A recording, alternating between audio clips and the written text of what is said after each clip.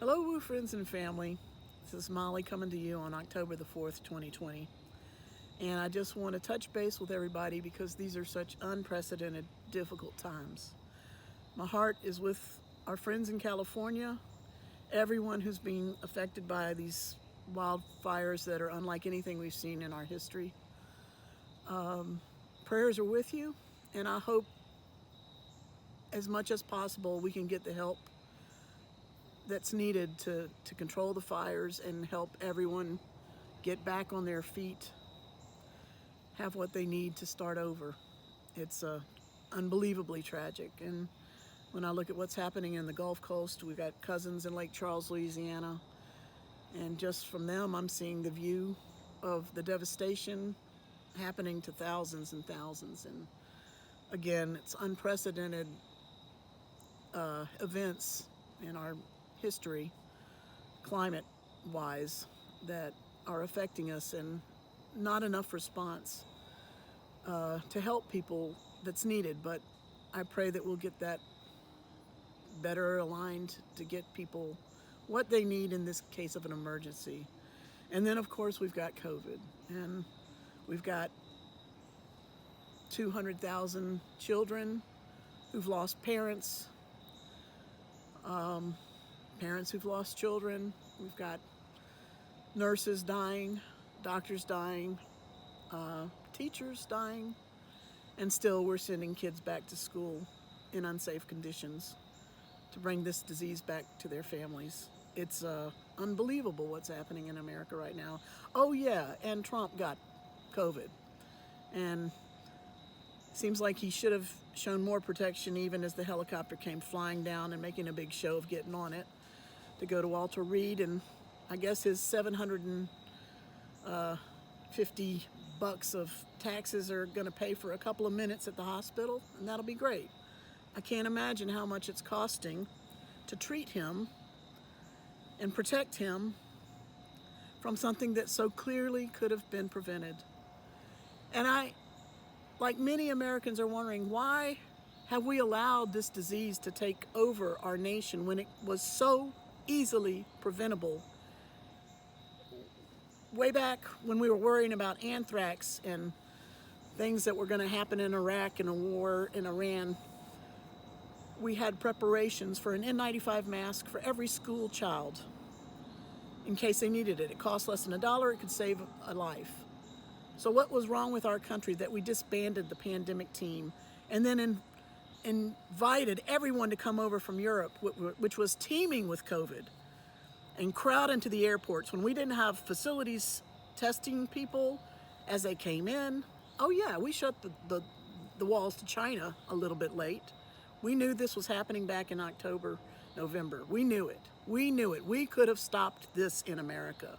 We still can stop the spread in America if we had the will and the leadership to do it. If we had the information as we should have had it. If we had the equipment as we should have had it. So basically, I, like many Americans, are asking why?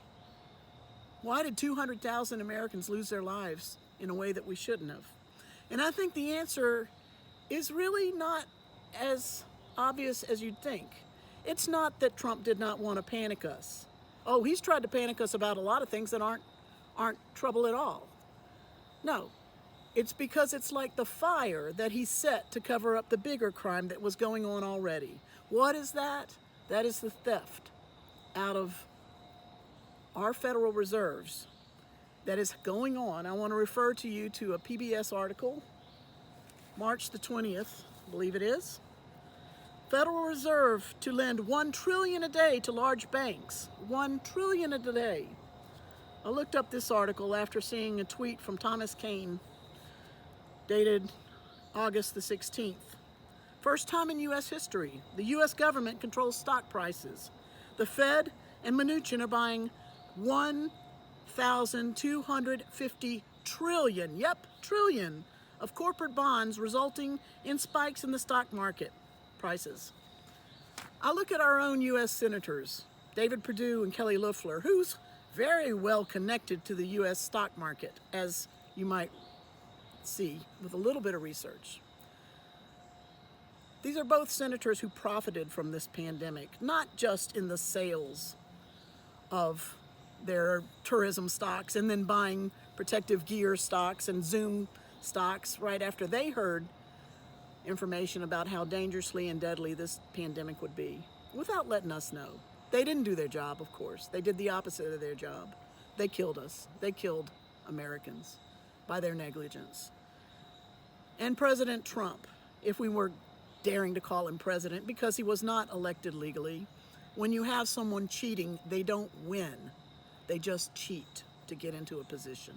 And that's what he did, and that's very clear. If we'd allowed the impeachment proceedings to proceed, we might have found that out. If you'd let people testify, you might have found that out.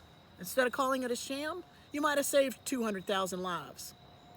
If we'd had a government in place that put the interest of the American people ahead of the interest of taking literally trillions of dollars out of the Federal Reserve, leaving that debt to our children, us. They are bankrupting America. Is this a surprise? No. This is the way Donald Trump does business. He bankrupts his businesses after he's taken out what he needs, after his investors who are close enough get what they need. Now, I would like to refer to you another article, PolitiFact. Trump has pushed out 5 inspector generals since April. Does it matter that this crime of unprecedented proportion that can literally bankrupt America? And let's talk about what does it mean to bankrupt America. Forget about Social Security from now on. Forget about your Medicare. Forget about any money for FEMA. And he's already tried to dip into FEMA, saying, oh, let's play the unemployment claims out of FEMA things. Let's divert the payroll deduction taxes and pay unemployment with that. No. We should not be bankrupting our country. We should not be dipping into FEMA resources when California's on fire and the Gulf Coast is getting flooded. No, we should have protected our nation from a virus that was preventable. We still can do this. If our country has any guts and will to live left, we must take precautions right now. Do whatever we can to stop the spread. Stop acting like a bunch of spoiled brats, and Trump encouraging people to storm their capitals with guns and demand their right to not wear masks. What idiot thinks it's okay to kill other people? What idiot? What immoral, bankrupt, horrific person would go and spread a virus knowingly?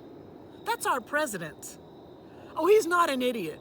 Yeah, he told Bob Woodward, I didn't want people to panic. That's one more cover-up.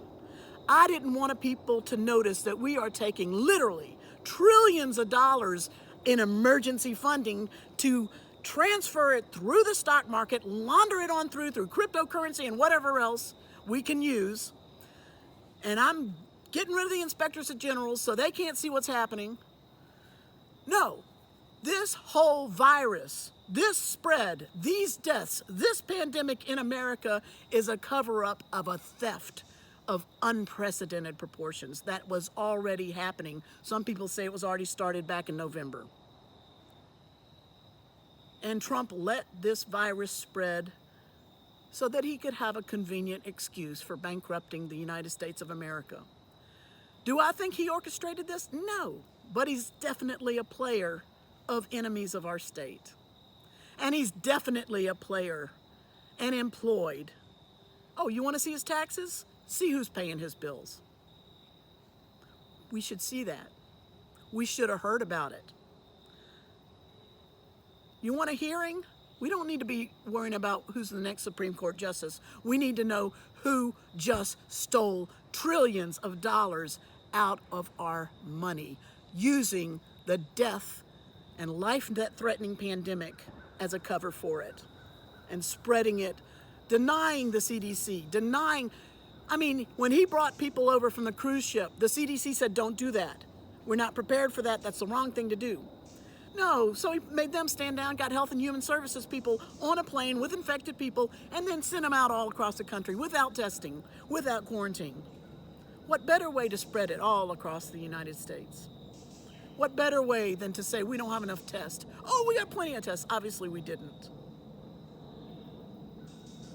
We have been murdered by thieves working with our president to destroy the U.S. government by bankrupting us, by killing us, by breaking down every good institution that is part of the U.S. government from the inside out.